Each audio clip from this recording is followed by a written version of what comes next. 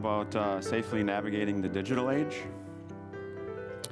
I'll do a quick introduction, talk about some principles, some safe behaviors we can practice, talk a little bit about what social engineering and phishing are and kind of what to look out for there. Touch a little bit on artificial intelligence, and then we'll talk about the gospel at the end. As Pastor already mentioned, a little bit of my background.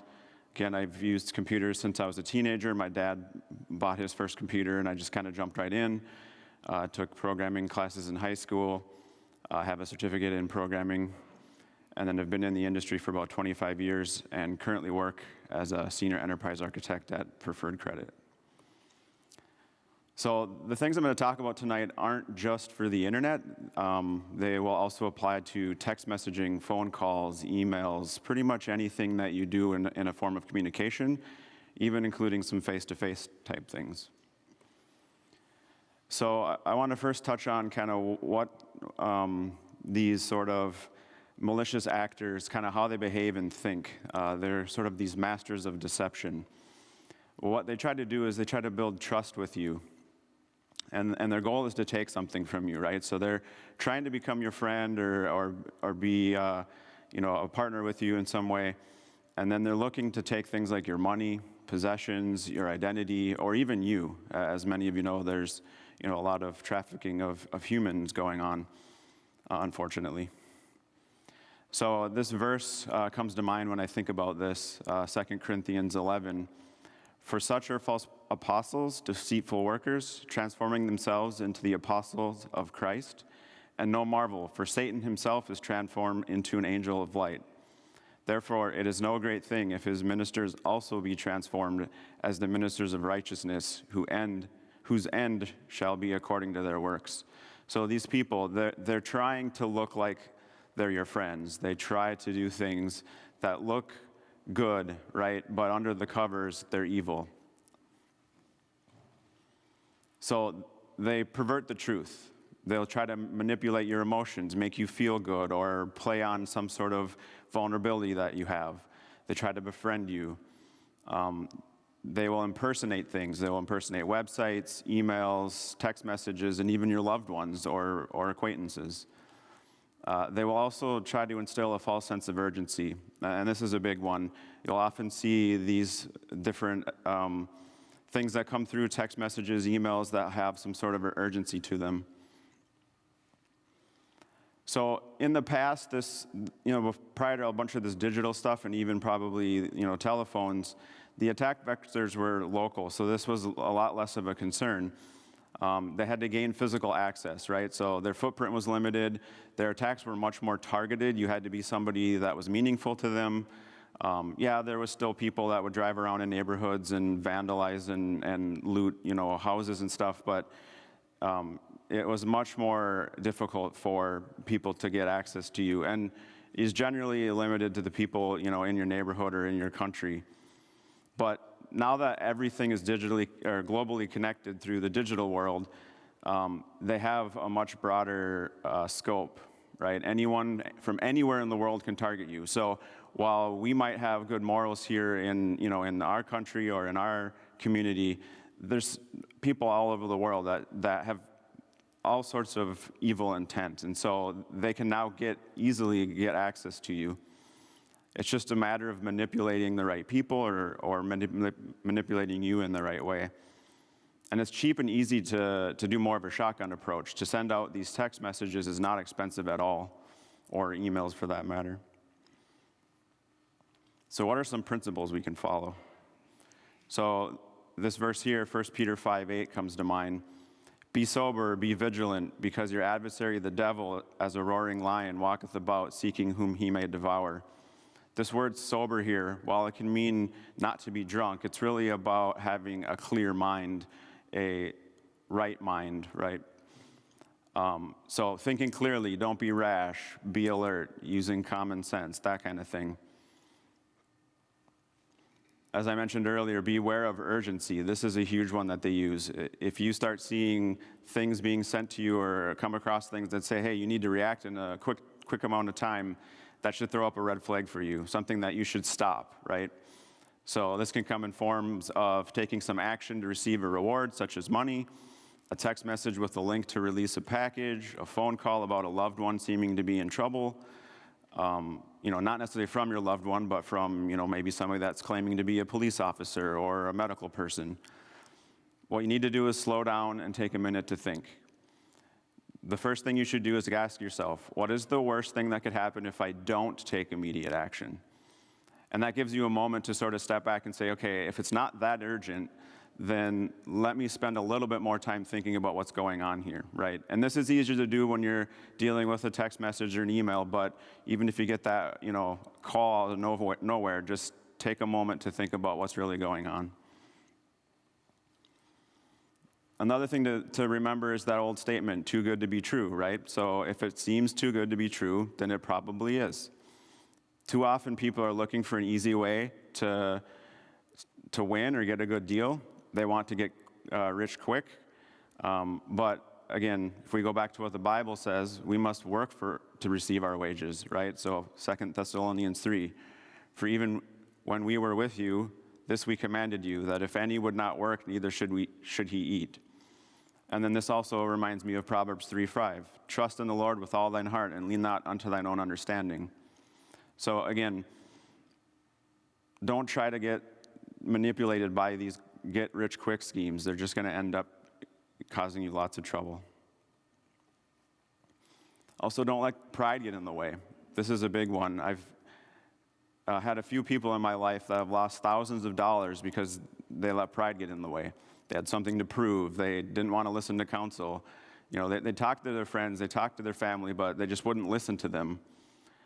These scams can happen to anyone. These people that I'm talking about weren't necessarily mentally ill or elderly. They were, people my age or, this was dozens of years ago even. So again, listen to sound counsel. Proverbs 12:15 comes to mind.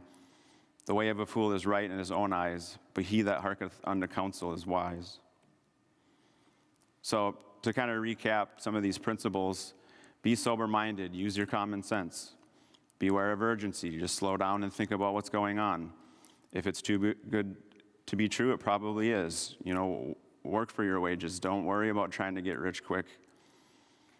Be aware of your own pride and get counsel and listen to that counsel. So now we'll look at a few safe behaviors. So we'll look at things related to phones, websites and apps, online shopping, passwords. So we'll start out with some phone safety.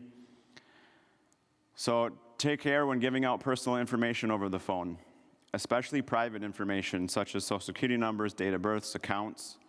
Never give out this information if the person called you, because you don't actually know if they're really from that company. So if your bank claims to be calling you or a healthcare provider or whatever it is, don't give out your information. Tell them that, hey, I'm going to hang up on you and I will call back the number I know that, for your bank or for your insurance company or whatever that might be. If they insist that you stay on the phone, that should be a red flag to you that they are actually probably malicious. And they will try to do that. Those malicious people will try to keep you on the phone because they know if they let you go, they lost their victim. So don't be afraid to just hang up on these people and call the number that you know is the right number. When it comes to digital contacts, I would recommend entering family members' names and not their titles. And what I mean by that is don't use things like dad and mom and grandpa and son, because if someone gets a hold of your phone or your contacts, that's who they'll look for, and that's who they're going to try to manipulate, right? They're going to call those numbers and say, hey, so-and-so, your son's in trouble, or whatever. And so they're not going to know your name, but they're going to have your number. The other thing to be aware of is that pretty much everyone's smartphone nowadays is connected to the internet, right? And so your contacts are synced to the internet. So this doesn't just apply to your phone being lost. This also applies to the fact that you have a Apple account or a Google account or a Microsoft account. All your contacts are in those accounts. And if those accounts get compromised, they have access to those contacts, which means they have the numbers. And if you have titles in there instead of their names, they're going to go after those people. You want to protect your smartphone and access to that, meaning password protected or use some biometric protection. Today, they act as keys to pretty much everything, right? So if you think about it, most of you are probably aware of multi-factor or two-factor authentication, where you get a text message or an email that you, when you log into some website, that you use to sort of as a secondary factor to authenticate. If someone gets a hold of your phone and it's not password protected, they can now get into everything that you have.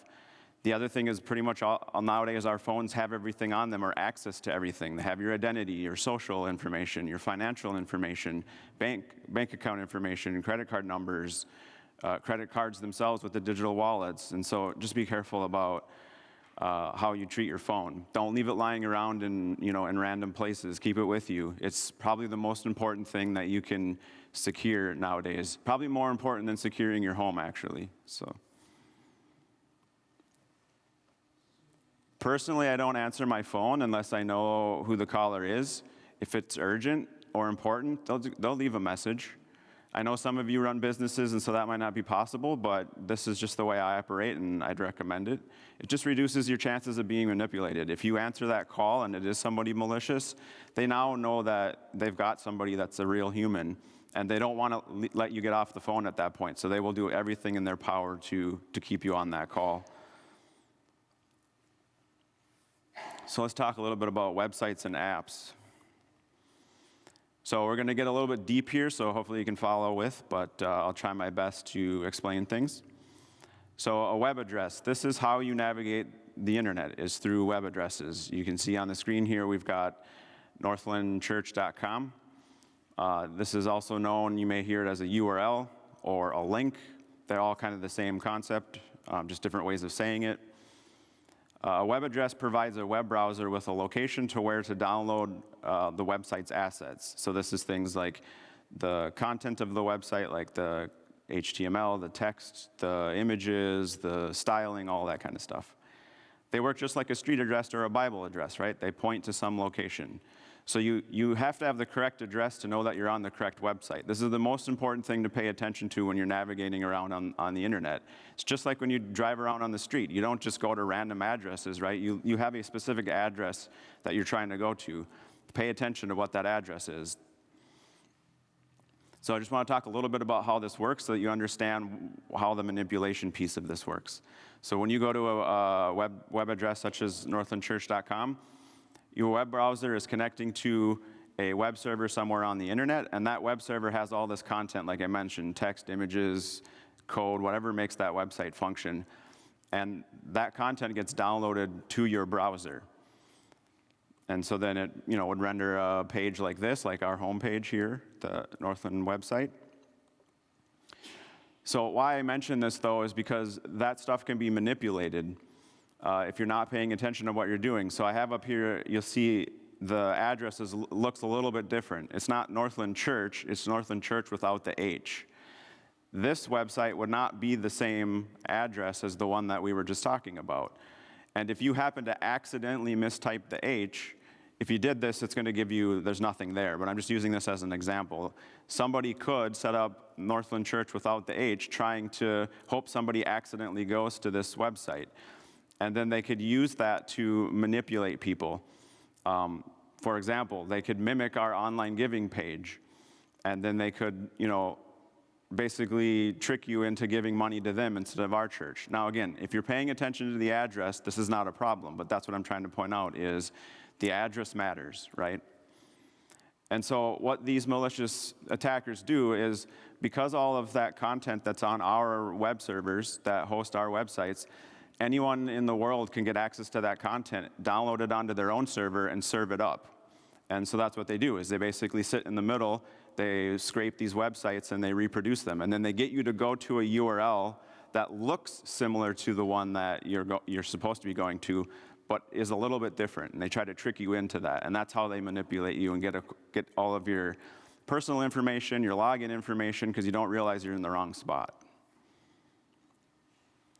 So a web address has parts, and I want to talk about this because, again, these are addresses. We need to learn how to read addresses, just like we learn how to read street addresses or Bible addresses. So, again, if we have the wrong address, we'll end up in the wrong spot, and we can end up in trouble. So try to break this down for you. Address here, I've pointed out 3 main pieces, and then we'll dive into that host section in a minute in further detail. So you've got the protocol, the host, and the path. The things we actually care about is the host. The protocol is important, but nowadays pretty much everything is protected. You've probably seen this HTTPS. It just stands for secure. Most modern browsers, when you go to a non-HTTPS website, they will warn you about it. So you don't really need to pay attention much to that these days. The path, that's specific to the website once you're there. Doesn't really matter for your general navigation. So we're not going to pay attention to that too much. What we want to look at is this host part here. And so where does this host fit in? It starts after the first double forward slashes and ends at the end of the first single forward slash. So again, it's this piece right here that we want to focus on between these slashes. So just like a physical address, the more specific parts come first. So the address is broken down into 3 main sections: a subdomain, a domain, and a top-level domain. And so this is the more specific piece, and this is the more generalized piece, just kind of like a street address is structured. And then the way that they're separated is the dots. So you look for the dots. So if we start on the right side and we start going to the left, we'll see that, hey, the top-level domain is this first section. We hit a dot. Okay, now the domain starts the next section. And then we hit another dot, and that starts the subdomain.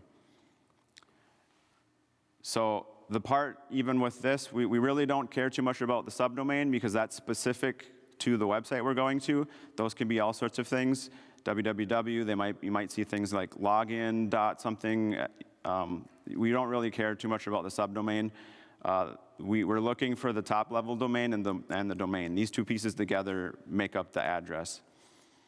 Top-level domains, the generally you'll see, you've probably seen this yourself, .com, .net, .org, so on and so forth. But there are actually over 1,600 top-level domains. There's a lot of them for each of the countries and for other things. So you may see some things that are a bit strange at times. You just have to pay attention, okay, is this the right place that I'm supposed to be going to? These meant something more meaningful in the past. For example, .com meant like commercial, .net meant network, .org meant organization, but there's no strict enforcement of those, so anyone can really use them for anything. The edu and gov are a bit more governed, but so again, the part we care about is the host part, and we really care about the top-level domain and the domain. Those 2 pieces together make up the address. So it's important to get both those values correct. Northlandchurch.com and northlandchurch.org are not the same address. And neither is northlandchurch.com or northlandbiblechurch.com, right? So you can see how both the top-level domain and the domain itself matter, getting both of those pieces correct. So what do these criminals or malicious attackers try to do? They try to get you to click on links that seem like the real web address but aren't. They'll try to make the link look similar. They'll subtly change the domain or the top-level domain. So things you want to watch out for is misspellings. So I have up here an example. You've got Google versus Google with 2 G's or Google with 3 O's, right? It's really easy when you just kind of scan an address to like see that, right? And that's what they try to do, is they're trying to subtly get you to ignore what's going on or misread it. They will also do things like flipping the domain. So mail.google.com will bring you to Gmail, but google.mail.com will not. That's a completely different website. Because again, we don't care about the subdomain, we care about the top-level domain and the domain. Those are the things that we're really paying attention to here, the items in the blue there. The other thing they try to do is obscure the URL. So they'll use these shorteners. You've probably seen these like bit.ly or a bunch of others out there. Just try to stay away from these. Don't click on these if you can't help it, or if you can help it. They mask the real URL because what they're doing under the covers is redirecting you to a different website. And it used to be really popular that legitimate businesses would use this because they're trying to keep these URLs short to fit within a text message. But they've generally stopped doing that because of this problem. People would click on it, they'd get to the wrong website, and then the next thing you know, their identity's being stolen. So just be aware of that. Again, they'll also try to mimic the intended websites, download the assets, and then they'll make it look like you're logging into your actual, account, and then that's how they steal all your information.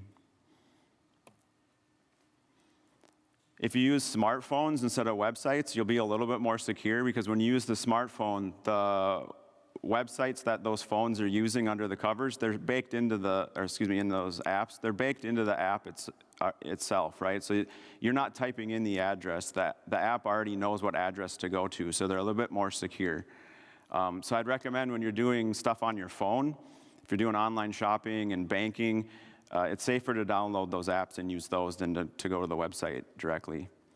The apps aren't as easily faked, and if you're downloading those apps from the legitimate stores, Google Play and Apple Store, you're less likely to get manipulated. You can still download the wrong app if you are going to the wrong stores, or if you jailbreak your phone and you download an app from a friend or something, or from some random website. So you still have to be careful, but for the most part, you should be fine. Another thing is that public Wi-Fi is not safe. It's fine to do general browsing and such on public Wi-Fi, but I would not recommend doing any of your banking and logging into websites and things like that while you're on public Wi-Fi. Again, what happens here is that if these public Wi-Fis aren't properly secured, somebody else in the coffee shop can get connected and kind of get in the middle and between you and the website. And they don't even have to necessarily manipulate the website. They can kind of just start stealing your data. So you just need to be careful about that. I just don't recommend doing anything important while you're on public Wi-Fi. Again, things like entering personal information, any of this information I have listed up here. Even if you're using a mobile app, you're still vulnerable to this, right? It doesn't matter if you're doing a website or an app, you still shouldn't be doing any of that while you're on a public Wi-Fi. If you absolutely need to do something because you're in an emergency, you need access to something, just connect to your cellular network instead of using the Wi-Fi. And then if no cellular network's available, then I would just recommend waiting until you can get it on a trusted network. So we'll talk a little bit about online shopping. So I think a big principle here is to just use, known and trusted brands. They're gonna have your best interest in mind for the most part as far as security goes. They're gonna make sure they have the right security in place. They're still vulnerable like anyone is. They still can end up losing your information or leaking your information, but they're going to be a bit more trusted from that standpoint. And when I say trusted brands, obviously big companies like Amazon and some of those online-only retailers are fine, but also, a lot of the brick-and-mortar stores have online shopping experiences, Walmart, Target, stuff like that.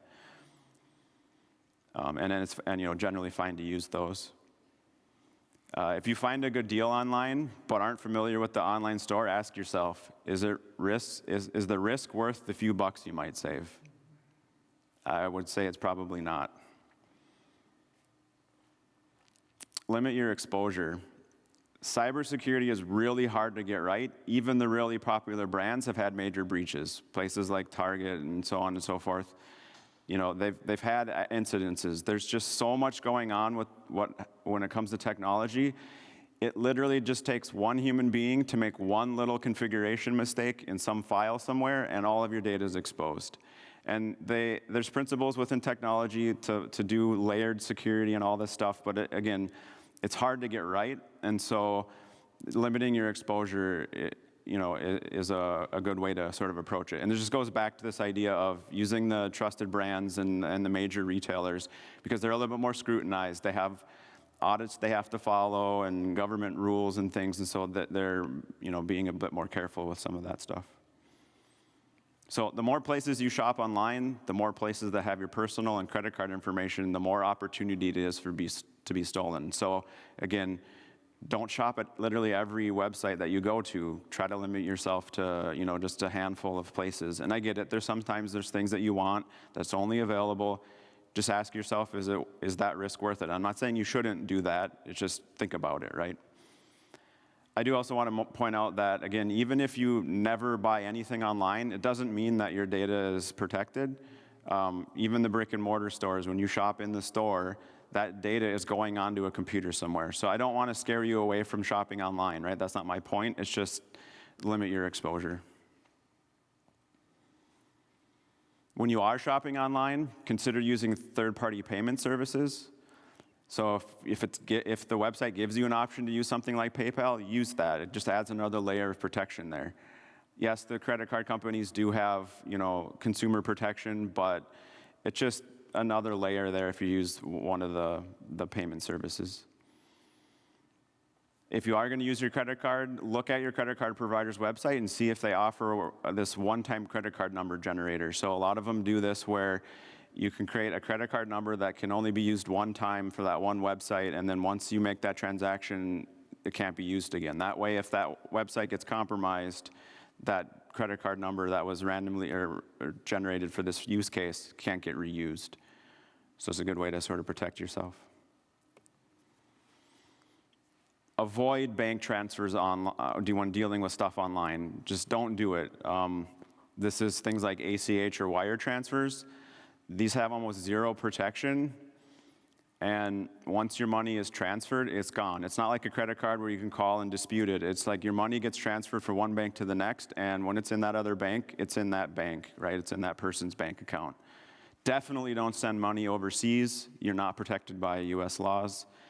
And if you do need to do something like this, where it's like, hey, the only option they're saying that you have is to do a wire transfer, go to your bank first and just talk to them. They'll help you navigate that and figure out, hey, is this a legitimate situation?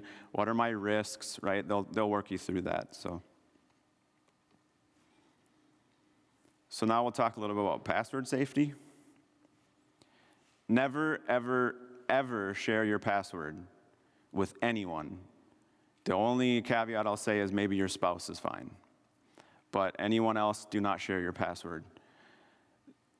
This is the way that you get into all your accounts. And customer service for any company anywhere will never ask you for your password. If they do, they're either fraudulent or that employee was improperly trained, or they just don't understand what they're supposed to be doing there. So just don't give your password out, especially over the phone, over email, over text, and I would even say in person. You go to your bank, if your bank teller is saying, oh, I need your password, something's wrong there. Ask for their manager and figure out why they're asking for that. So password strength. How do you construct a meaningful, strong password that can't be easily hacked? The most important aspect to password strength is the length. You've probably all heard that, oh, I should use special characters and uppercase and all these fancy things. Those help, but they're not as important as the length. The longer the password is, the harder it is to guess. The kind of modern recommendation these days, and this stuff changes all the time because computers get more advanced and faster and better, and they can crack these things faster and faster. But currently 12 is kind of the minimum you should have, and 14 is kind of the better spot, and then anything beyond that is a bonus. So avoid using words or compound words. It's better to use phrases. And really the best is completely random. And I understand that that's going to be impossible for you to remember, so we'll look at some ways to actually solve that problem. So if you're going to use something that's not completely random, I'd recommend using a Bible verse or part of a verse. This has a side benefit of memorizing scripture. Definitely use a different password for each website or application. But even with that, if you're using different passwords and you're dealing with dozens of websites, it starts to become cumbersome to remember all these passwords. So I'd actually recommend password management software. I just listed a few here. There's others. I'm not necessarily recommending a specific one here. I recommend do your own research. Some of these are paid, some of them are free. Different approaches there, but generally the idea here is that you memorize one password that gets you into the password management software, and then you set up each of your websites within there with those individual passwords. And a lot of these have random password generators in them, so then that allows you to basically use a random password for every one of your websites, and then you just use this master password to get into the software. Just don't forget your master password, because unlike the websites that let you send an email to reset your password, these don't. So the other thing to consider is nowadays, just having a simple username and password to log in is not enough in a lot of cases. You're starting to see your banks and credit card companies and these kinds of things using what's called multi-factor or two-factor authentication. This is where after you log in, they'll send you a text message or an email to click on a link or type in a code or something. Definitely set that up if that's available on the website that you're using. If they offer the ability to use an authenticator app instead of a text message, use that. Text messages can be spoofed and manipulated, so the authenticator app is a little bit more secure, but it's still better to have the text or email two-factor authentication if that's available. But again, use the authenticator app when those are available. And then some cases, some companies will even send you or call you on the phone digitally if you don't have access to texting or email, but that's pretty rare. That'd be if you have a dumb phone.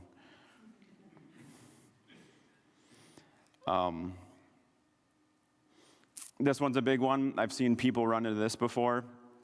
If you have multi-factor, this two-factor enabled, and you receive one of those text messages that says, hey, click this link to authorize access. Again, this goes back to just slow down and stop and think for a minute. Did you initiate that or did somebody else, right? Because somebody could have actually been able to log into your account and now they hit the two-factor authentication. If you just blindly click on that link, you just let them in, right? And we've had this happen at our work where people have done this before. So don't get in the habit of just clicking these things and don't get into the habit, right? So just think about this stuff and make sure it was you that actually initiated it, so. Okay, so now we'll talk a little bit about social engineering and phishing. And I don't mean the one where you're in the boat casting. So let's define these terms, because you've probably heard them, but maybe you're not quite sure what they are. Social engineering is the psychological manipulation of people into performing actions or divulging confidential information. This is actually one of the number one ways that the hacking and all this stuff happens.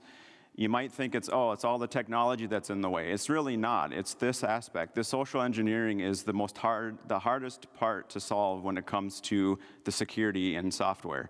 We can do all sorts of stuff at a technology level, but if the humans don't behave correctly, they'll let people in, right? People get manipulated. They leak information. They share stuff they shouldn't. So just be careful about this. This is where the major attacks will happen, is through this manipulation. So what is phishing? Phishing is a form of social engineering and a scam where attackers deceive people into revealing sensitive information, such as sending them money or installing malware, such as viruses, worms, adware, or ransomware. So what are their tactics?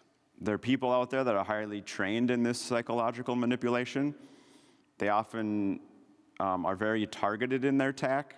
So they will start out as a broad attack, but once they get you, then they're targeted in the way that they approach you. They use public information about you, things that are found in social media, to try to find weaknesses and vulnerabilities. So again, I'm not saying you shouldn't use social media, but the more you put on there, the more you expose, the more vulnerable you are. If you're sharing things about your health out there, if you're sharing things about, your sadness or whatever, that opens the door for you to be manipulated if they can get a hold of you. And they will, emotionally influence you as best they can. So again, they use shotgun approaches. They do mass texting, emailing, calling, and they're just waiting for a vulnerable person to take the bait. That's why it's called phishing. It's similar to, the real world phishing. So once you engage with them, they will do everything in their power to keep you engaged and start to build a relationship with you. And that's where it goes back to, they may not know who you are on the front end, but they will start conversations with you and start asking your name And stuff that seems like it's innocent, and then they will slowly build that information up. Then they start using the internet and the social media sites to find out who you really are, and then they try to find out what your vulnerabilities are, and then they just keep building on top of that. And some of this stuff can go on for days, weeks, or even months. They know that once they have a real human that's behind that phone number they didn't know existed before, or the human that didn't exist behind that number, they will try everything in their power because they know it's worth their time, right? A few hours of their time is worth the millions or thousands of dollars they can potentially steal from you. So they're persistent on this. So here are some examples of things to kind of look for. I got this text message actually a couple of times. So it says the USPS package has arrived at the warehouse and cannot be delivered due to incomplete address information. Please confirm your address in the link within 12 hours. What's the first thing we learned? Sense of urgency, right? That's a huge red flag. Why is it so important, right? Why does this need to be dealt with within the next 12 hours? So look for broken English and misspellings. There isn't really a whole lot in this one, but that's a big indicator. That often usually means that it's coming from a foreign asset, right? They don't always get the translations right. Look at the link. If we go back to our training here and we try to find the top level domain, we notice the top level domain here is top. That seems a little bit odd. Why isn't it .com, right? Isn't USPS sites USPS.com? So why does it say .top? And then clearly this domain doesn't seem right. Delivery BQY, what does that have to do with anything, right? So it's pretty suspect to me, so I wouldn't click on that. Yeah, the way that this is worded down here doesn't seem quite right. The other thing to ask yourself is, are you even expecting a package? I wasn't, so I clearly knew that this was a phishing attack, so just again, using your common sense. And then how does USPS know my cell phone number, right? I don't, as far as I know, I haven't given them my number.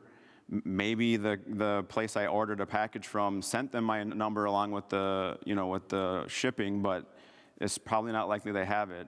And then if my address is partially incomplete, how would they know that that address belongs to that phone number? So something doesn't add up there, right? Again, just use your common sense. And then, yeah, look for weird sounding instructions. So that part in parentheses here, why is it saying I need to reply yes, then exit the text message, then reopen it and click on, it's like, that doesn't make any sense. If this was real, I'd just be like, here, click this link, right? So here's another example. Again, expiring soon, sense of urgency. Jesus Munoz, it's like, what's going on there? And he sent you $50. It's like, sure, I could get $50, but is it worth me clicking on this suspicious looking link that says flip.in? Just, again, doesn't seem quite right to me. So a quick story here. One day I was just sitting at home, working from home, and I got this text message. It says, I'm not sure why your number is in my phone book, but there's no name on it. I'm wondering if we were a business partner or friends in the past. I don't know that number. I have no reason to respond to this. It's like, so what if we were business partners? Like, who are you? I don't care. You didn't tell me who you were. So I just ignored it.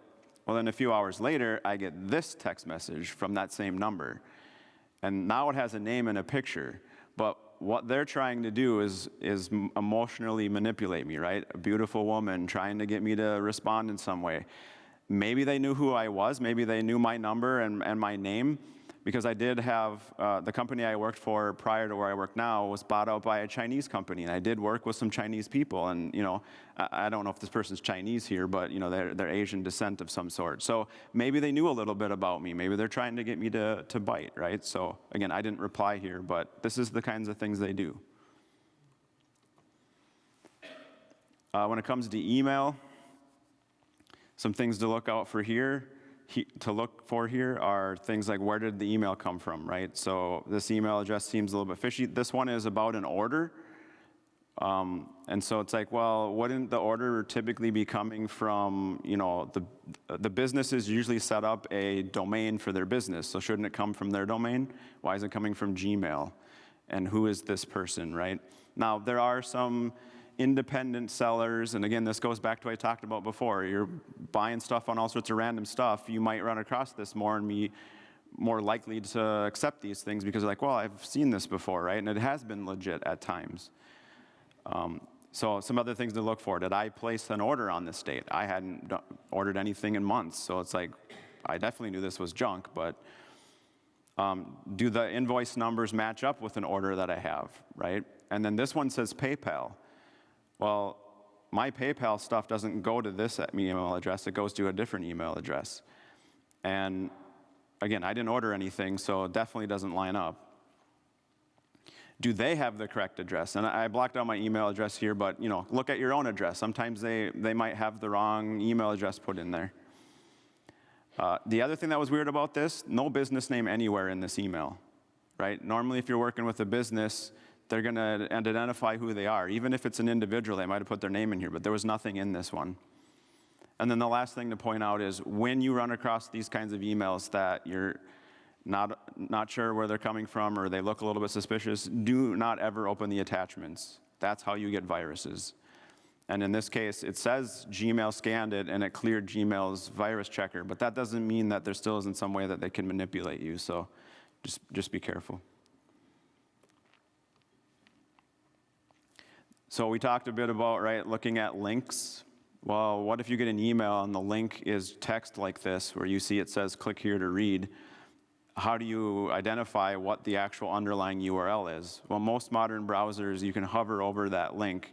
And I know this is extremely hard to see from back there, but what I have circled down here in the bottom is it'll show you that address, right? So now we can look to see, okay, what address does this say? In this case, it says links.prageru.com. And this came from PragerU, and I know prageru.com is a legitimate website, so this would be safe to click on. But that again, don't just click on the text-based links without first looking at the underlying address. Know where you're going.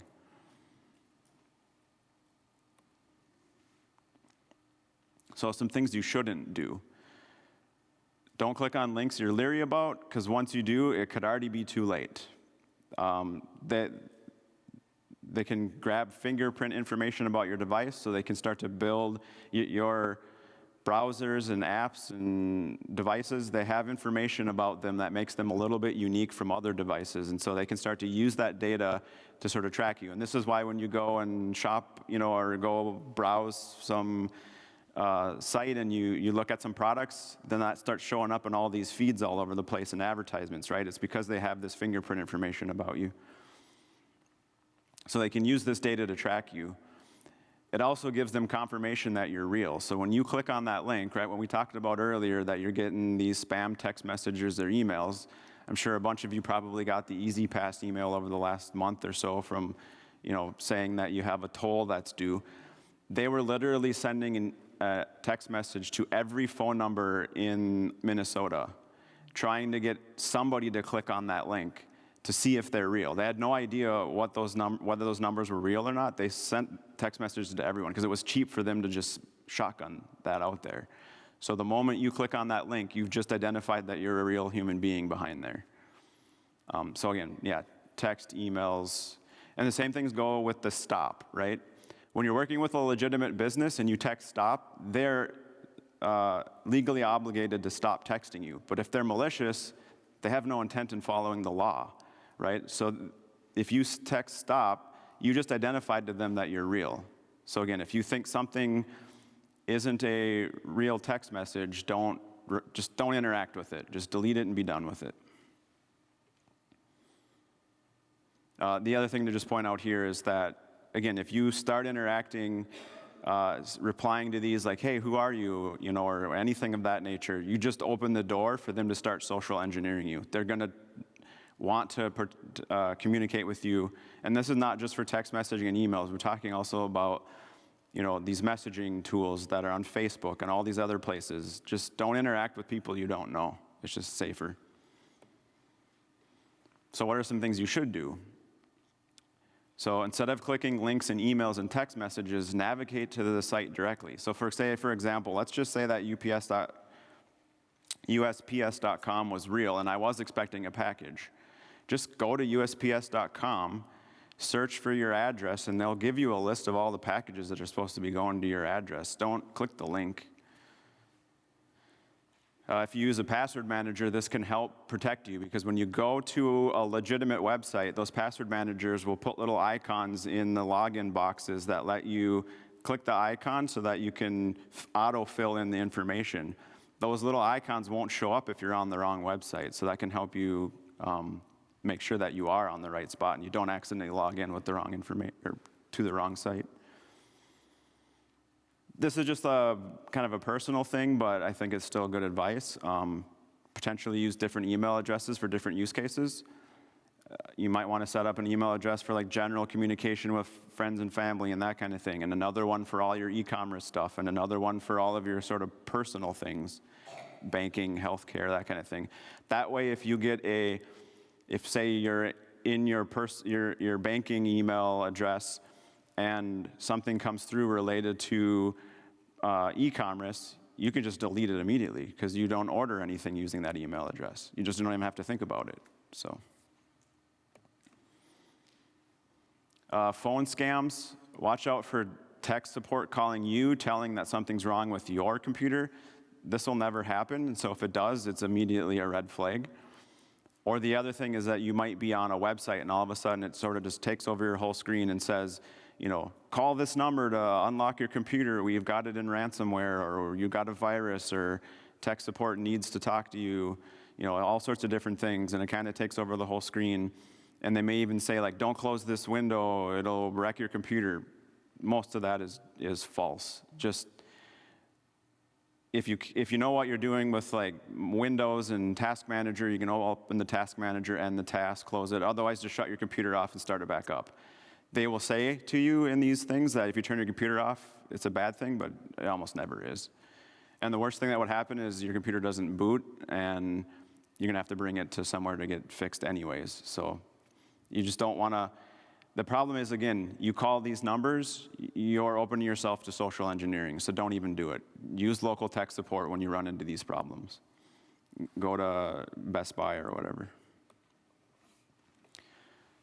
So let's talk a little bit about artificial intelligence.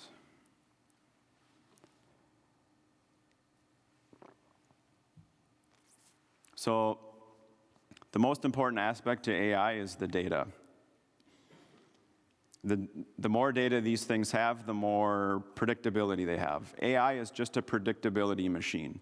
All it's doing is taking the data and looking at the information you input and say, what's the probability that this information is going to line up, right? So if you're asking it questions, it's trying to figure out what the probability of the data that it has is going to produce the right results. And so it's all based on pre-existing data and those probabilities. And it's built by humans, right? So it's only smart as the human that built it. It has no morals. It only does what humans tell it to do. And it learns from the information that's given, and what is told is to be true, right? So you kind of have to look at, okay, who's the company producing this product, this AI product? What are their morals, their values, their world beliefs? That's what they're going to tell these AI machines to do and give back to you as information.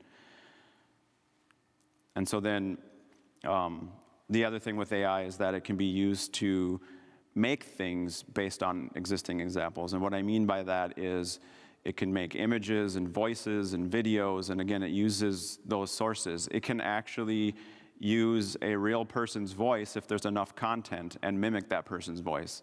So somebody like Pastor, who has thousands and thousands of hours of his voice on YouTube, they can download that information and produce his voice. It will sound exactly like him, and he's probably said nearly every word in the English language that they can kind of reproduce that stuff. So just be aware that, you know, if you're a high-profile person, that it's easier for them to either manipulate you or mimic you.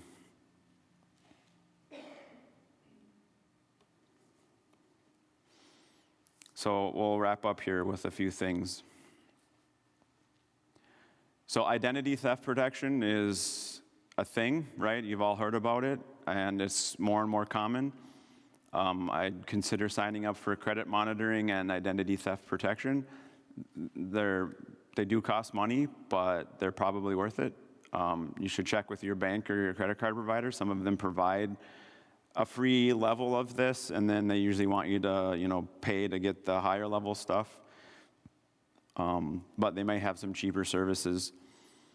And nowadays, it's not a matter of if your identity will be stolen, but probably more of when it will be stolen. Because again, it doesn't even matter if you don't use the internet, you don't have a smartphone. You go anywhere, your data is put into a computer, and that computer is connected to other computers and is vulnerable to being hacked. So at some point, you probably will have your identity stolen. And these services can help you restore your identity. They're an insurance policy, essentially. You're paying for them to basically pay all the fees and help you navigate that. So I just wanted to leave you with an image that kind of can help you, remember some of these principles we talked about. So this is the constellation Pleiades. If you look up in the night sky, you'll typically see 6 stars. On a really clear day, you might see 7. But with the telescope, you can see thousands of stars. And what I'm trying to get at here is it goes back to this principle. Things are not always what they seem, right? Take a minute to stop and think. Dig a little deeper, look below the surface, right? This concept of just slow down, pay attention to the addresses, pay attention to the text messages. I know we're busy and we're being bombarded. I'm guilty of this. I've clicked on links before because I was in a hurry. But, just try to remember some of these principles. So now I just want to take a minute to answer this question. Are you going to heaven? As important as all the stuff that I just told you, it's not as important as this topic. So the Bible tells us that we're all sinners. In Romans 3:23, it says, "For all have sinned and come short of the glory of God." What is sin? Essentially, it's just disobedience to what God has asked us to do. You've all probably familiar with the 10 Commandments. That's a good sort of standard that we're supposed to follow, and we've all violated at least one or more of those commandments. Most likely, we've all violated the lying, right, bearing false witness. And so God tells us that the penalty for this sin is death. In Romans 6:23, it says, "For the wages of sin is death, but the gift of God is eternal life through Jesus Christ our Lord." So sin isn't paid for by doing things, it's paid for through death. And what does that mean? Well, if we let this hand represent you and I, and this wallet represent our sin, what God is saying is that because we have this sin on us, we will go to hell. He can't dwell with sin. God can't dwell with sin. He says that heaven's a perfect place and that no sin can enter it. And so that means that the only thing that we can do at that point is go to hell. No amount of good works, going to church, getting baptized, all these kinds of things won't take away that sin. It says in Ephesians 2:8-9, as you see up on the board here, "For by grace are you saved through faith, and not of yourself. It is the gift of God, not of works, lest any man should boast." And so this is really bad news, right? Like, how do we get rid of this sin? Well, that's where the good news comes in. It's where Jesus Christ comes in. So if we let this hand represent Jesus Christ, God sent Jesus into the world to die on the cross, to shed his blood, and to rise again on the third day to pay for our sins. It says in Romans 5:8, "But God commended his love towards us, and that while we were yet sinners, Christ died for us." Not after we did a bunch of good things, but yet while we were sinners. And he says that if we believe on his name, he will pay for our sin. One of my favorite verses is this, 1 John 5:13, where it tells us that we can know for certain that we're going to heaven. It says, "These things have I written unto you, that believe on the name of the Son of God, that you may know that you have eternal life, and that you may believe on the name of Son of God." Eternal life, everlasting, right? something that once you have, you can't lose. Otherwise, it wouldn't be called eternal, right? It wouldn't be everlasting. So, again, here's us with our sin. Here's Jesus Christ who died on the cross. If we simply put our trust, if we believe that he made that payment, he will take that sin from us and bury that with him, and then rise again. He rose again to basically prove that we no longer have that sin. And you notice that there's no sin on us once we do that. And now we can have everlasting life with Jesus Christ in heaven. So if you haven't made that decision before in your life, I ask you to do that right now in the quietness of your own mind. Just say, hey, Jesus, I accept the payment that you made, or whatever you want to tell him. And you can know, as the Bible says, that you're going to heaven. So with that, that's all I have for tonight. If you have questions, I will be in the back. And then I have one more favor to ask you, which Pastor talked about earlier, but please share this. It's another way for us to distribute the gospel. And so thank you for your time. Well, friends, that concludes this edition of Voice of Assurance. Thanks so much for listening, and would you share this ministry with a friend? To contact us or learn more about our ministry, please visit www.northlandchurch.com. Your prayers and support for this ministry are greatly appreciated. Thank you so much, and God bless you.